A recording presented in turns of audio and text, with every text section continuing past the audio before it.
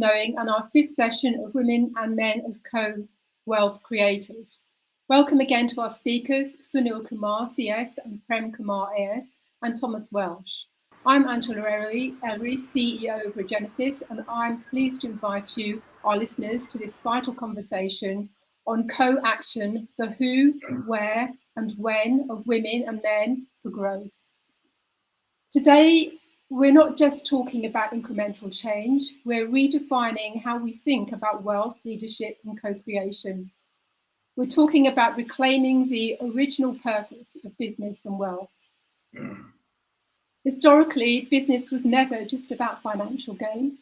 Trade and commerce emerged to sustain life, create abundance, and ensure well-being.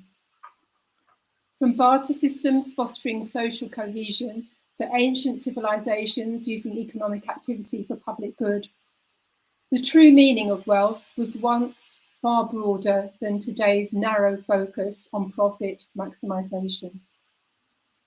The shift towards short-term financial metrics in the industrial age has eroded this historic approach, this holistic approach.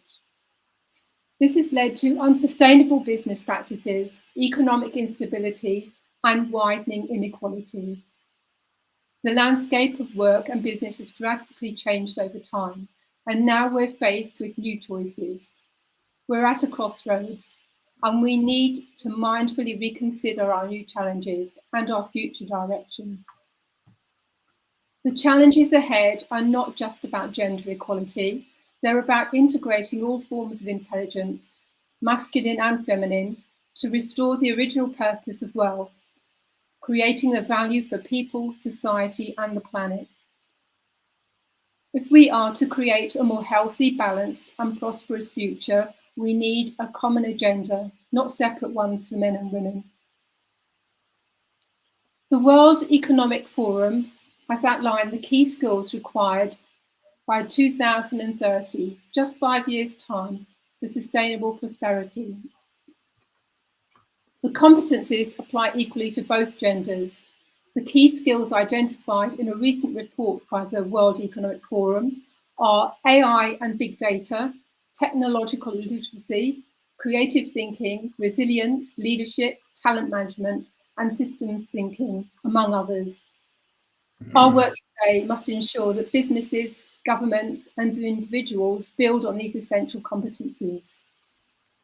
The report emphasises the importance of having an agile, innovative, and collaborative workforce where both problem-solving and interpersonal skills are critical for success.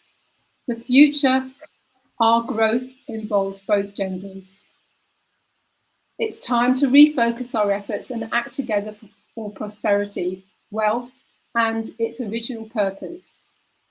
Not just financial gain, but the sum total of a thriving society, an innovative economy, and an environment fit for future generations. Let's dive into the necessary actions required now at every level to achieve this transformation and explore the who and the where of co-creating the true wealth. First, let's look at the role of government as a supra-legal entity responsible for setting the foundation for an integrated, sustainable future. Thomas, can you open the discussion? Sure, be my pleasure. Thank you, Angela. And yes, I guess what I'm going to talk about today is the essential scaffolding for a thriving society. Governments, as you say, supra-legal entities, hold the responsibility of structuring the conditions in which business, individuals, and societies can thrive. Throughout history, the most prosperous civilizations have recognized that economic systems function best when they serve long-term public interest, not just short-term financial gain.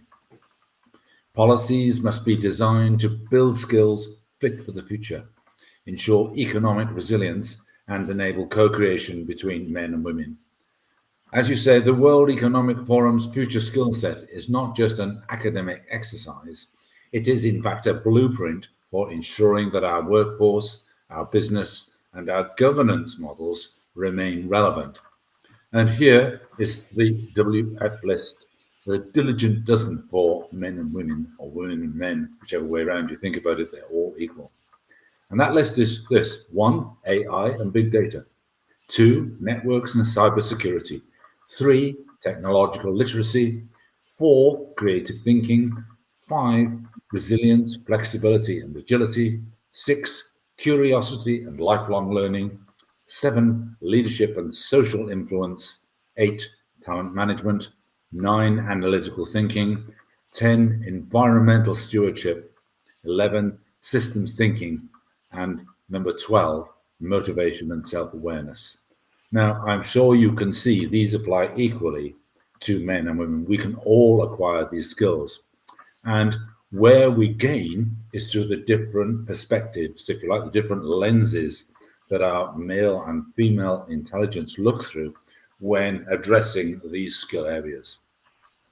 And now governments must take the lead in creating a legislative framework that embeds these competencies into education, into business regulations, and economic policies. Without this scaffolding for men and women, businesses will continue to chase outdated metrics and individuals will lack the skills required for sustainable prosperity. So governments must therefore stop over prioritizing GDP growth as the sole metric of natural success, while ignoring social well-being and sustainability. They must cease to implement policies that inadvertently perpetuate gender disparities in economic participation, and they must halt supporting initiatives that do not consider the diverse conditions of both genders.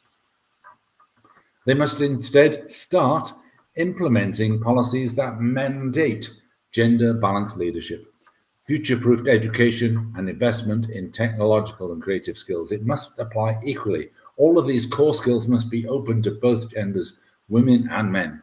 Enacting legislation that mandates gender diversity in leadership positions, recognizing that companies with diverse leadership teams are 25% more likely to experience above average profitability. These are major factors. Investing in education and training programs that equip all individuals, girls and boys, women and men, with the skills identified by the World Economic Forum is essential for 2030, such as the technological literacy and systems thinking. These are core skills. We can all do this, but we do it in a different way. And they must continue strengthening public-private partnerships to drive systemic change in economic structures. They must promote public awareness campaigns that challenge traditional gender roles and highlight the benefits of integrating leadership, and support research initiatives that provide data-driven insights into the advantages of gender diversity and economic growth. We must be really clear that it would be madness not to do this. I'd just like to emphasize that through these actions, governments can create a much more enabling environment that fosters real economic resilience and sustainable development. It's what the world needs now. But governments alone cannot drive this transformation. Businesses and organizations are, if you like, the economic custodians of our society, shaping both the workforce and the economy. So, to take this forward a step, I'm going to ask Prem to come into the conversation and talk about the governance agenda for businesses and organizations. Prem. Thank you, Thomas. Indeed, whatever pointers that you have mentioned are very crucial for governments to drive that. Now, what would be the government's agenda for business and organizations is what we want to talk about today. And the custodians of the economic health and societal prosperity is what we want to look at. Today, looking at the boards and the executives are not just mere decision makers, they are custodians of the economy responsible for creating both wealth and well-being. With this, what we are saying is we have to bring a culture where we see a lot of changes that needs to be brought into the economy, where you have to look at taking responsibility to oneself but also to the economy.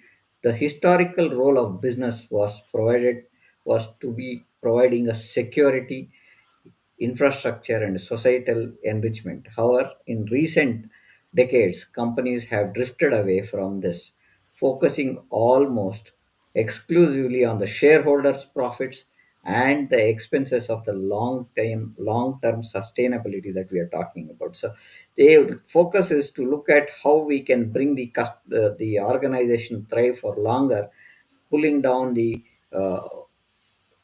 responsibilities that has to be taken while driving this kind of a growth.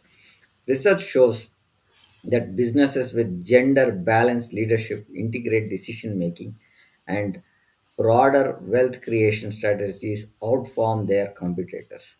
They experience increased innovation, higher employee employment engagement, and greater financial resilience. This is no longer a debate. It's the proven fact that businesses should look and the businesses leaders should shift to involve. Would like to talk about three prospect or three pointers that we should start and stop. I would start with the first point is we should not look at short-term profit-driven decision making and undermine the well-being and environment stability, which is again calling it for a stop. Discontinuing hiring and promoting practices that favor homogeneity and overlooking the benefits of gender diversity is what we are looking at. To stop that as also going to be one of the major changes that we need to look at. Eliminating workplace cultures and discouraging collaborative decisions making and start sharing diverse perspectives. That's what we should look at stopping. These are the three pointers that I would look the leaders to look at stopping at the moment. And what is that we should look for growth and uh, start embedding co-creative intelligence that at all levels is one thing that we should look at. Ensure integrated leadership models that leverage both masculine and feminine intelligence is what we should look at, because when we have two great minds thinking masculine and feminine intelligence, the decisions and the pointers that we get during these discussions and these leadership is very different while we look at having a diverse decision making that comes into place. Implementing policies that ensure equitable representation of women in leadership roles, acknowledging that gender diverse teams make better decisions up to 73% of time. World Economic Forum has told this.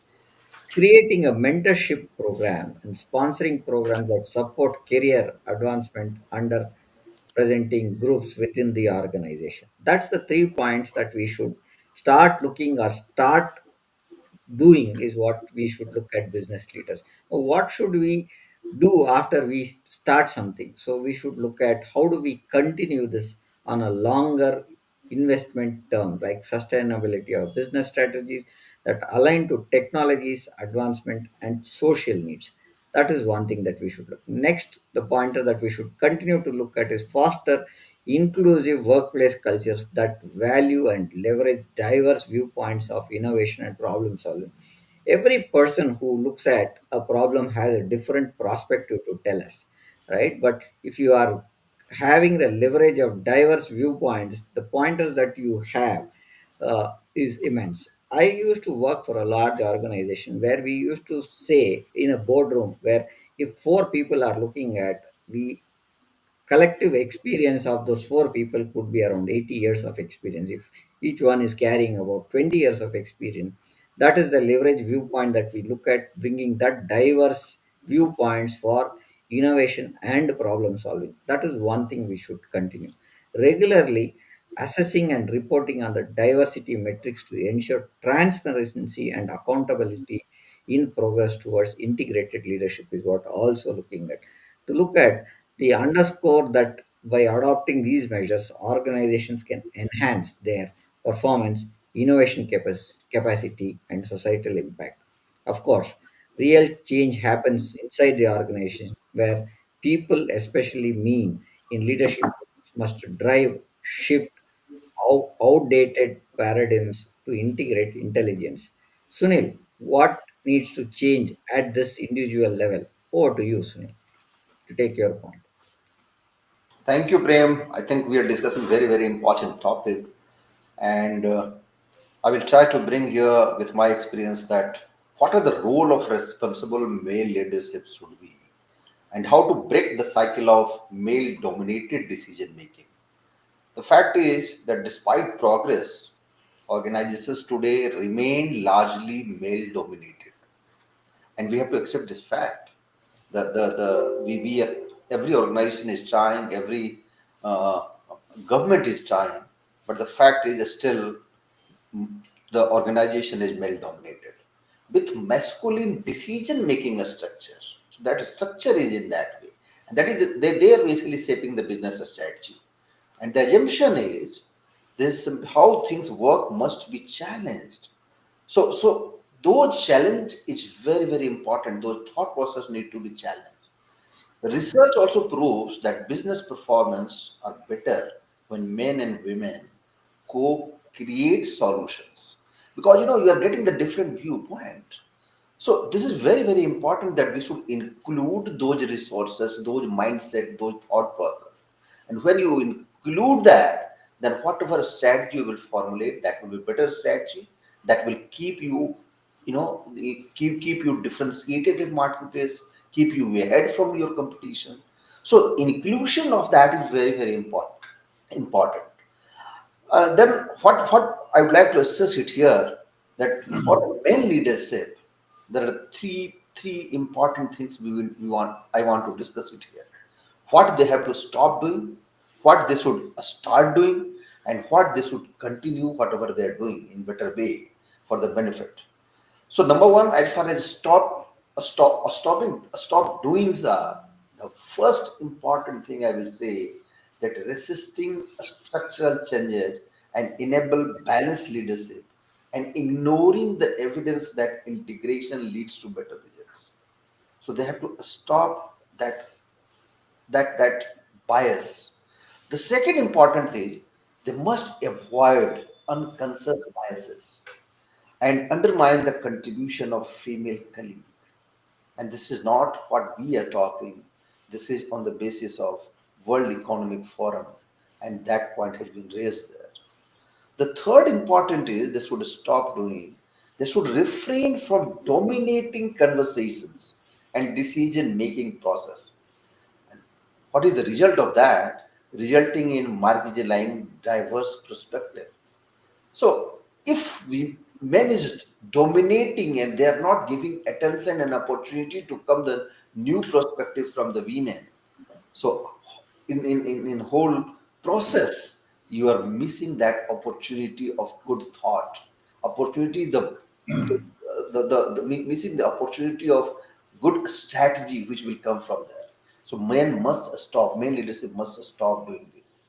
What they should start doing, the first important is they should actively, and I will say proactively, a sponsorship and mentor women for leadership position. Because that is a way where you will bring those 50% of resources, 50% of talent, what you should have if you are having the gender similarity. So those thought process will come. So you must give motivation to the women employee and bring them in the leadership position. For this, if a sponsorship is required, mentoring is required, must do it.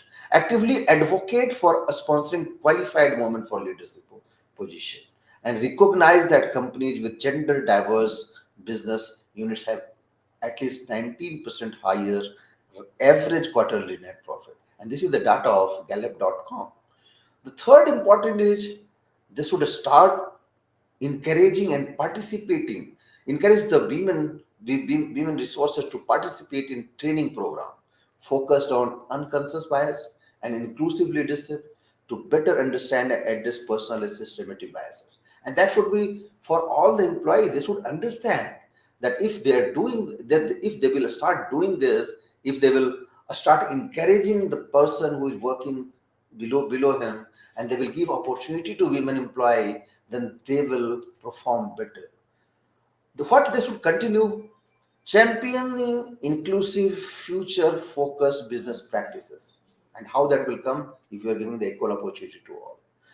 The second is mentoring and supporting colleagues of all genders without any discrimination, fostering a collaborative and inclusive work environment. And that work environment will flow, that will give the good result. The third is challenging and speaking out against discriminatory. Keeping mum is a crime. So there should be always vocal, should speak against discriminatory practices and policies within the organization and society at large. These are the things we should do. And of course, women must also take ownership of their role in the shift, not by focusing solely on women issues, but by developing the skills necessary to lead in business landscape of the future. Angela, can you elaborate, please? Yes, thank you. Thank you, Sunil, Thomas and Prem. So whilst government needs to take the lead, boards and executives can review their decision-making structures and governance legislation to include both competitive and collaborative wealth creation. Certainly, men have a part to play in raising their awareness of unconscious biases and discriminatory practices that hold us back. So to sum up, we've seen enormous shifts in how we, women and men, co-create the well-being of our society, the broader holistic work of building a prosperous future. When we explore the barriers to integrating feminine and masculine intelligence from a behavioural science perspective, we see deeply ingrained cognitive biases, social conditioning, and evolutionary tendencies. The core behavioural tendencies that maintain this divide have historically been survival-based roles shaped masculine and feminine behaviour. Masculine tendencies evolved around competition, hierarchy, and risk-taking, favouring decision, action dominance, and short-term gains. Whilst feminine tendencies evolve around cooperation, emotional intelligence, and long-term resource allocation, favouring sustainability, consensus, and relationship building. Whilst these were once adaptive, they now create artificial limitations in modern organisations. Men may resist integrating more emotional intelligence or holistic decision-making, while women may hesitate to assert authority in hierarchical structures. From childhood, gender expectations shape behaviours and social conditioning. Men are socialised for independence, assertiveness, and control, leading to risk-taking, direct competition, and focus on external achievements. Whereas women are socialised for collaborative empathy and care, leading to consensus-driven leadership, risk aversion, and focus on long-term sustainability. These roles, once reinforced in education and the workplace, create self-fulfilling behaviours, where men dominate decision-making and women contribute in supportive or soft-skill roles, rather than as equal wealth co-creators. Behavioural research highlights a competence-confident disconnect between the genders. Generally, men tend to overestimate their competence and take more credit for success. We call this the Dunning-Kruger effect, whereas women tend to underestimate their competence despite equal or superior abilities, leading to hesitation in leadership, investment, or high-risk business roles. This imbalance means leadership pipelines and decision-making tables remain male-dominated, even when talent and expertise are equally distributed. Organisations unconsciously reinforce existing gender behaviours through performance metrics, rewarding aggressive risk-taking masculine over collaborative problem-solving feminine. Also through promotion criteria favouring visibility and self-promotion masculine over contribution and impact feminine. And decision-making culture prioritising speed, competition, and authority, which is more masculine, over holistic long-term perspective, which is a more feminine trait. These systemic structures ensure masculine behaviours continue to dominate wealth creation and economic strategy rather than a balanced approach. People resist losing power, often unconsciously, Men may feel integrating feminine leadership threatens their historical dominance, leading to subtle resistance, for example, excluding women from critical networks. And women may unconsciously conform to existing male-dominating systems instead of reshaping them, fearing rejection or failure. Clearly, both genders often default to maintain the status quo, rather than actively redefining wealth creation through integrated leadership. So how do we overcome these issues? Firstly, through conscious reprogramming, we can raise awareness of these ingrained biases and redesigning systems to reward integrated leadership styles. Also, with structural change, we can redefine performance metrics and decision-making structures to include both competitive and collaborative wealth creation approaches. Then, through behavioural shifts, these involve encouraging men to develop emotional intelligence and long-term thinking while supporting women in assertiveness, confidence, and risk-taking. And also here, the regenesis approach. This creates the mechanisms that unlock both masculine and feminine intelligence, ensuring businesses, economies, and societies leverage the full spectrum of human capability. These are powerful ways to create change. We hear a lot about the empowerment of women in the workplace, but how much are we actually facilitating it as a force for good? Empowerment is not about what we do. We have the research, the frameworks, and the proof that greater integration leads to superior outcomes. The only question that remains is how will we act? If we choose to continue on our current trajectory, failing to adapt, resisting to co-creation, and maintaining outdated leadership models, we face economic stagnation, environmental collapse, and deepening inequality. If we choose to embrace a shared intelligence-led future, we create a world of shared prosperity, resilience, and innovation. The time for piecemeal change is past. We now stand at a crossroads, a time of choice. It's a moment for bold action if we are to co-create a future we most want. The business, governments, and individuals that are stepping up to the call now are the real architects of a more sustainable, abundant future. To our listeners, you too are at a point of choice, conscious or unconscious choice. We hope these conversations help inform you to take conscious action, to reset, regenerate how you work in your organisations, to co-create a sustainable, prosperous future. It's the only way to make this critical conversation real. We are here to guide you in your journey to take more effective action now. To learn more about how we support you to accelerate your impact, please contact any of the speakers here today via LinkedIn. We'll also make sure you get an invitation to one of our Regenesis Growth Engine installation workshops for your organisation. We can show you how to take the critical steps that give you the edge to unlock your true wealth. So contact us straight away. Together we can co-create our future, the future we most want. Now, next week, we're talking about threat, the AI mistake that kills companies. And until then, goodbye from Sunil, Kumar, Prem, Kumar, Thomas Welsh, and from me. Thank you for listening. Angela, Ellery, let's talk next steps. Thank you. Thank you.